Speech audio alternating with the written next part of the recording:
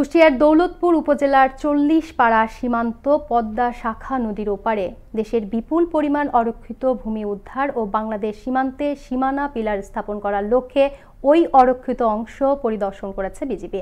মঙ্গলবার সেক্টর সদর দপ্তর কুষ্টিয়া ব্যাটালিয়ন ৪৭ বিজিবির sector commander colonel Maruful Abedin বিজিওএম শূন্য রেখা বরাবর প্রায় ৫ কিলোমিটার এলাকা যৌথ সার্ভে করেন। অন্যান্য পদক্ষেপ গ্রহণের মাধ্যমে উদ্ধার হওয়া ও বিজিবি নিয়ন্ত্রণে থাকা বিপুল পরিমাণ বাংলাদেশি ভূখণ্ড এলাকা পরিদর্শন করেন তিনি। এ সময় কুষ্টিয়া ব্যাটালিয়ন ৪৭ বিজিবির অধিনায়ক লেফটেন্যান্ট কর্নেল মাহবুব মোর্শেদ রহমান উপস্থিত ছিলেন।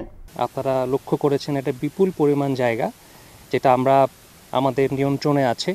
আমাদের এখানকার সাধারণ জনগণ যাতায়াত করতে পারছে। দেশের সীমারেখার যে জায়গা সে জায়গা আমাদের বিজিবির দায়িত্ব অনুযায়ী সীমান্তের অতন্দ্র প্রহরী হিসাবে সীমান্তকে সম্পূর্ণরূপে রক্ষা করা এবং ১ ইঞ্চি জায়গাও আমরা ছেড়ে দিতে পারলাম না, এটি আমাদের জন্য একটি বড় ভালো লাগা।